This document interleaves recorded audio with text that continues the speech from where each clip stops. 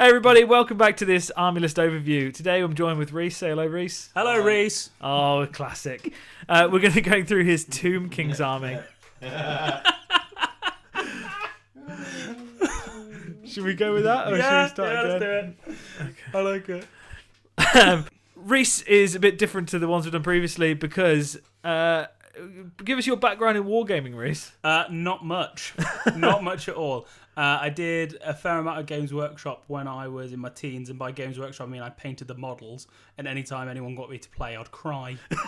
So not much has changed then. Not much has changed at all, but you know, so we edit out the tears. I arrived at Reece's house with a Tomb King's army that was printed and said, "This is what you're playing now." Yeah.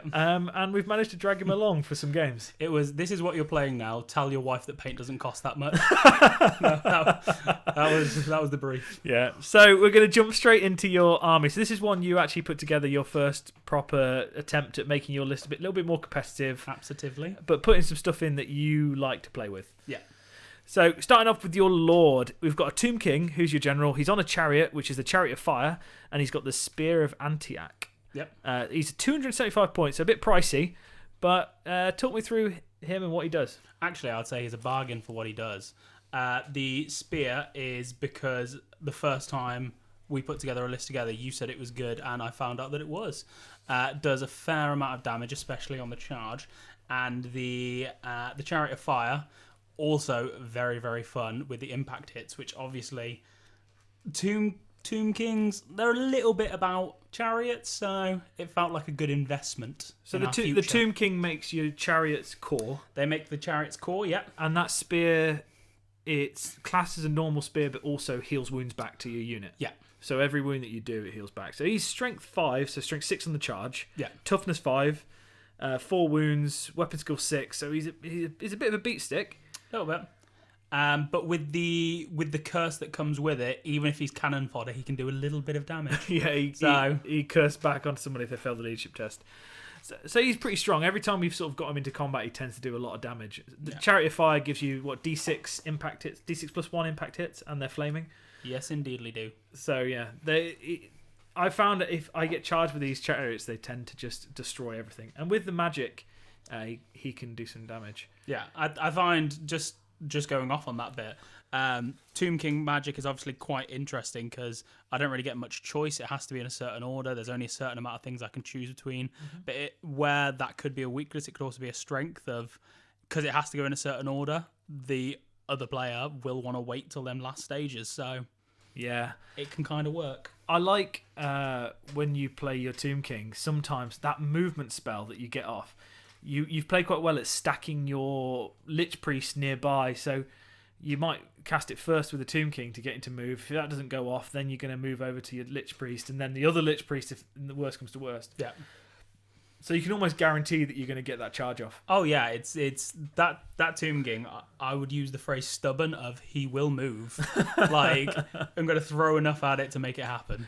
And I think as well the bit I always underestimate is that what is it called, the righteous smiting. Righteous smiting, yeah. That's obviously the spell where they get to attack again, and that can be in range or in close combat, so that can be quite helpful. That if the movement's not the case, all the chariots have at least a bow and arrow on them.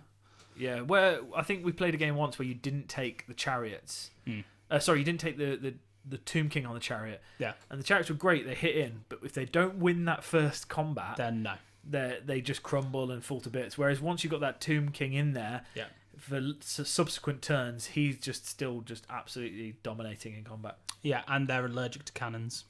They are allergic to cannons, yeah. Try and avoid them at the best of times. Yeah. Moving on next to your Hierophant, who's a Lich Priest with the Cloak of Dunes and the Heretic Jar. There's 160 points, a bargain, I think, for what this character brings. Absolutely, straight out the bargain bin. So the model in question, she is a lovely little Lich Priest, flying around the map as freely as she wants to, which has come quite handy in the past of either getting behind units or getting straight into a hidden position. Yeah.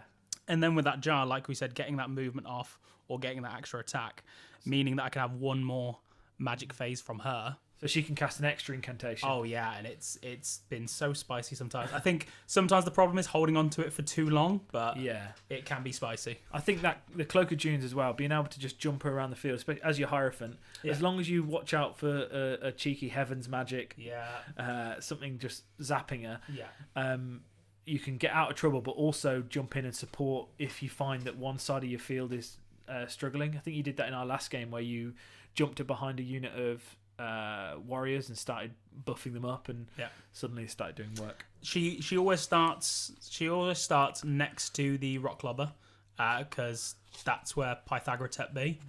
And then she'll move around to support where needed. Okay, going on to, you got another Lich Priest on a steed, so 123 points. Yeah, so the method behind this was, obviously, like I said, all the magic is exactly the same. It's them 4 spells that they can use.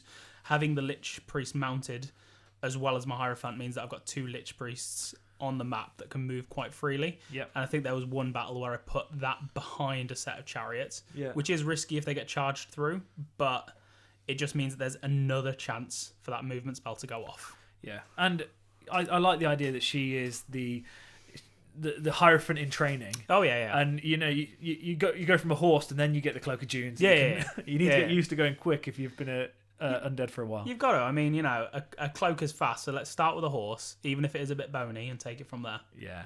We're going on to then the... I missed that. Next, we've got Tomb Prince on foot with a Flail of Skulls, 145 points. So yeah, this one was very much trying some stuff out. I do tend to put the Prince in a set of chariots as well, but this time I was like, what if I put it on foot, mingle it in with either the Tomb Guard or just my regular skeletal crew, just because it's also got access to them 2 spells, Righteous Smiting being one of them, letting them take another attack when they're in the fray, I thought was quite helpful. Yeah. So this guy's strength 6 on the first round of combat, toughness 5 again. These characters are really tough, and he's got 3 runes, which for a hero is more than my elect accounts have got. The Flail of Skulls makes it so each wound he does 2 wounds, so he's good for character hunting, I guess. Yeah, absolutely. And again, got that in the back pocket that there is a curse on the royal family of the Tomb Kings. Which means that even if Daddy doesn't get killed, if Sonny Boy gets killed, same thing comes off. And save wins, Okay, moving on to your core choices. Starting off with 20 skeletons with shields, standard, light armor, 190 points. So is this just a big tar pit unit? Yeah, this is just centre of the field. I'm not expecting them to do much. I'm expecting them to soak stuff up. With the magic on the field, with an ability to potentially heal some units. That's what I want them to do. I want them to get stuck into combat and keep someone busy. Yeah, I think the game we played last time, these skeletons were really, they won you the game, but I think prior to that they hadn't done a huge amount. Yeah, I think what's quite strong is every unit in my army as well has what gives off fear. So even these bad boys, sometimes just them coming into you for a charge or you trying to charge them can turn the tide. So they are cheap, they are flimsy, but I think that's the point of them. Outnumbered by a fear-causing enemy, you're off. So I think I try to avoid them with my knights and stuff like that, because even if I kill 6 or 7, win combat by 8, you still have those 3 ranks, banner, outnumber, and then you are 2 crumble. Okay, we'll see you next turn. Yeah. And then if you can raise is it 2d6? Yeah. Yeah, filth. And I think as well, it's not just fear causing; it's the immune to psychology. Just means that they will stay in the fight. Yeah, it doesn't matter as long as there's at least one of them left. They're gonna hold you up. But they still do some work, like you said, getting in there and just throwing some extra bodies in, supporting the Ushabti or whatever it may be. Yeah. Then moving on to 5 heavy horsemen. This was a new addition to the list, wasn't it? Yeah. So these heavy horsemen were designed especially just to be with my Lich Priest on horseback. Yeah. Just to accompany him, to make that its own unit, so that it can go around and still do some damage. Yeah, it hasn't come up a huge amount yet, has it? But it's got the potential to in future. Yeah, I think I just wanted that army around him so he doesn't get into too much trouble. Yeah.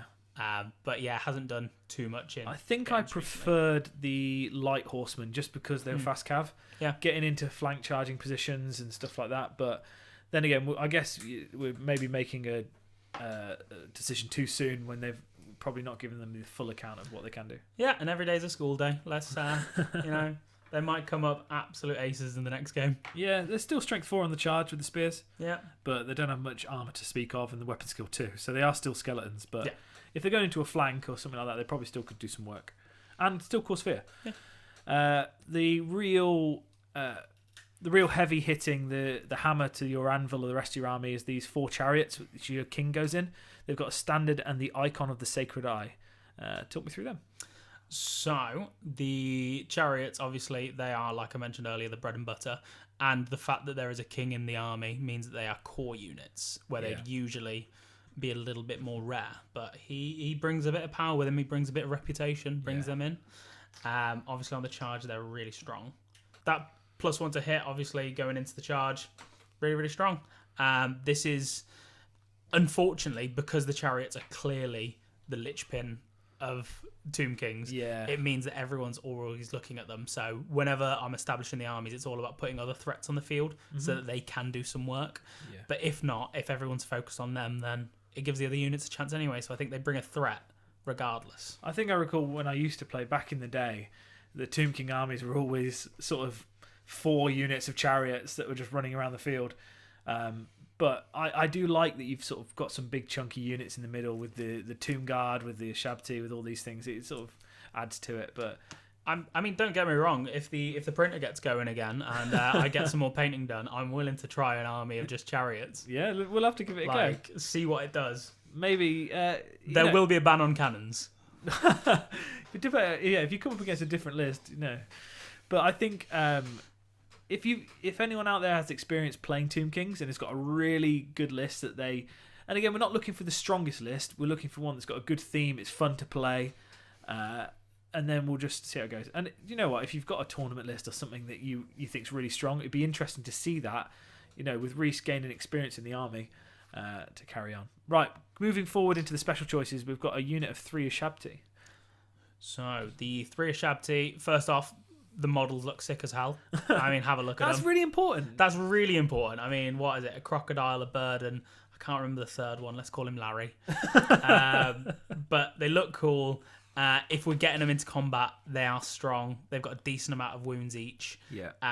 Again, it's all about mitigating that risk, because as soon as they're on the table, they're taking a lot of attention away. So again, there have been some fights where they take that attention away from the chariots, which is still good. It's still a good spend of points. Early on, when you first started playing them, I really focused heavily on them.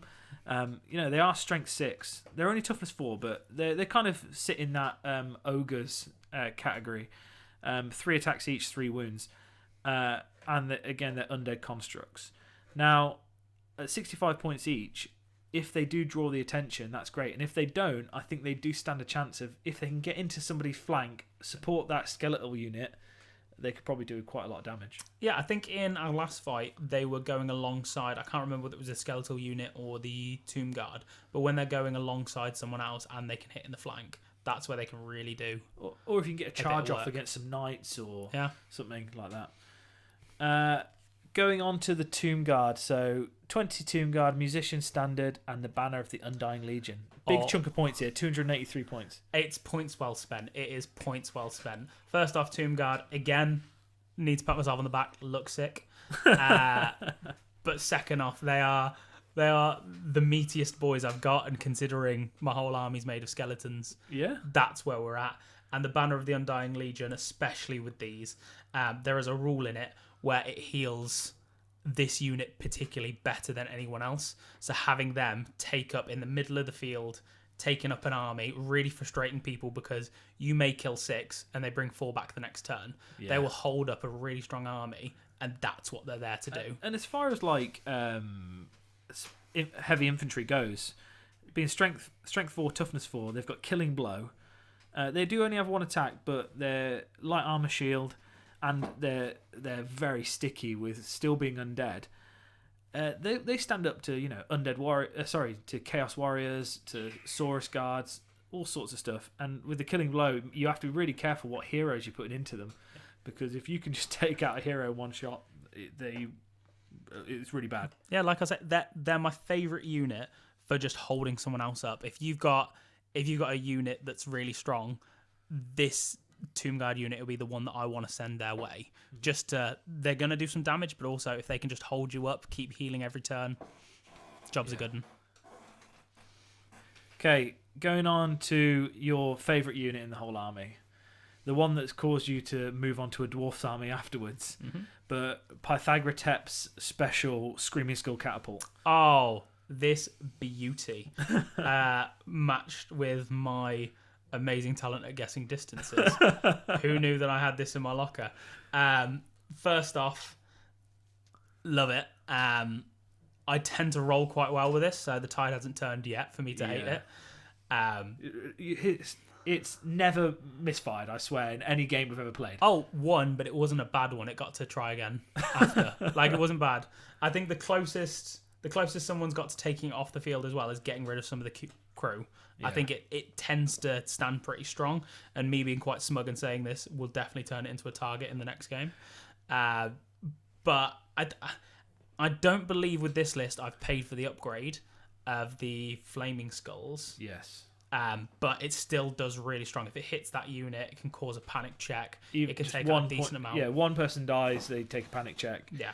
I think the key thing with this, is just a stone thrower that causes that panic, but the fact that you can fire it twice, every turn. So if you miss that range slightly, now you can dial it in and get it. Picking your targets is very good. If you Reece and you get the perfect measurement every time, then you don't. Every time you're hitting bang in the middle of the unit, it can be a problem when you're playing against it. You're giving me a reputation here. I pre-measure. That's the secret. That's what we cut off camera. Yeah. I think the question then to ask is, why don't you just take two of them? Because you haven't printed me a second one. Is that the best answer? Yeah, that's a good answer. I think the reason I haven't taken two of them is because my rare choices, I only get two at this army size, and it always feels like there's something else that could go with it. Okay. I haven't gone to the point where I'll just straight up take two, whether it be like a giant or another unit. I always feel like there's something else I can have in there. Yeah, I like the Screaming Skull. I think the thing you do well with it is that either as somebody coming up against you in games, the Screaming Skull catapult, you always have to have in the back of your mind you should save some to spell dice to stop the shooting twice.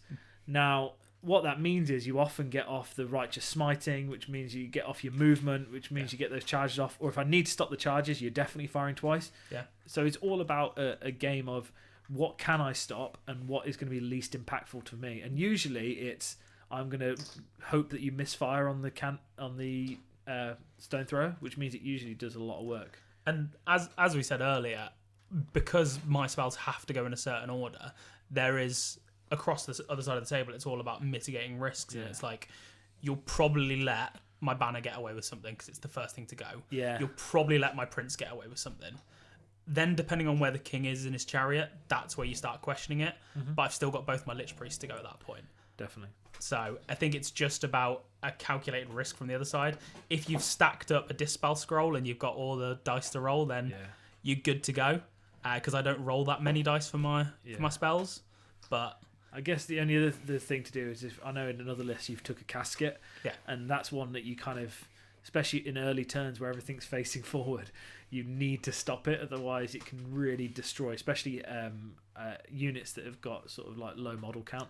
And I think I'd say as well, like, coming into this game fairly fresh, having an army where there's only a certain amount of spells that I have to do and they have to go in a certain order has really helped me kind of learn that magic phase a little bit better than if I was dropped an army where I've got to roll for it at the beginning, I've got to decide when to play what. Yeah.